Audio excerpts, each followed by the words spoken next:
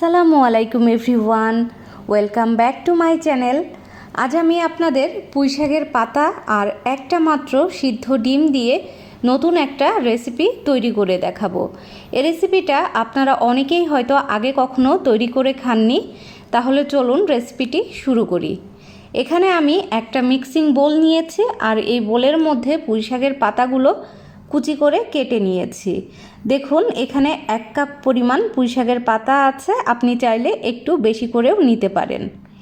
এবার আমি এর মধ্যে দিয়ে দিচ্ছি বড় সাইজের একটা পেঁয়াজ কুচি, 3-4টি কাঁচামরিচ কুচি, ধনিয়া পাতা কুচি দিয়ে দিচ্ছি কিছুটা, রসুন বাটা দিয়ে দিচ্ছি 1/2 টিস্পুন, হলুদের গুঁড়া 1/2 টিস্পুন, লবণ স্বাদ মতো, দিয়ে দিচ্ছি জিরার গুঁড়া, এটা ভাজা জিরার গুঁড়া, আর দিয়ে দিচ্ছি চিলি ফ্লেক্স 2 টেবিল চামচ, দিয়ে দিচ্ছি বেসন 2 টেবিল চামচ, দিয়ে দিচ্ছি চালের গুঁড়া। এবার আমি সব কিছু খুব ভালোভাবে হাতের সাহায্যে মেখে নেব। এর মধ্যে কিন্তু কোনো রকম পানি অ্যাড করা যাবে না, যেহেতু পুঁইশাকের পাতা থেকেই অনেক বেশি পানি বের হবে। তো একটু সময় নিয়ে এটা মেখে নিতে হবে। মাখতে মাখতে দেখবেন যে এক পর্যায়ে সফট হয়ে যাবে। এবার আমি যে সিদ্ধ ডিমটা নিয়েছিলাম সেটা একটু গ্রেট করে নিচ্ছি।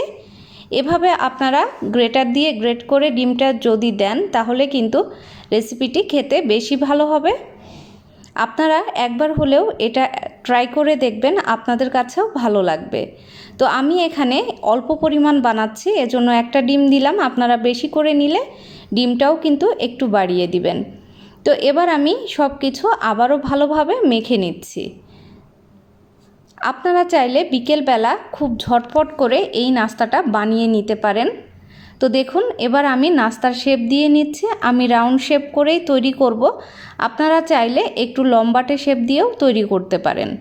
তো নাস্তাটা আমি এভাবে গোল গোল করেই বানিয়ে নিচ্ছি।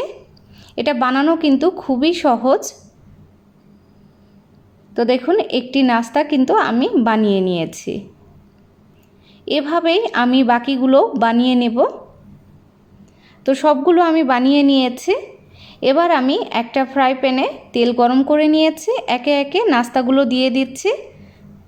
আর এটা কিন্তু মাঝারি হাই হিটে রেখে ভাজতে হবে। একেবারে যদি হাই হিটে করেন তাহলে কিন্তু ভেতর থেকে কাঁচা থেকে যাবে। তো একটু সময় নিয়েই নাস্তাগুলো ভেজে নিতে হবে।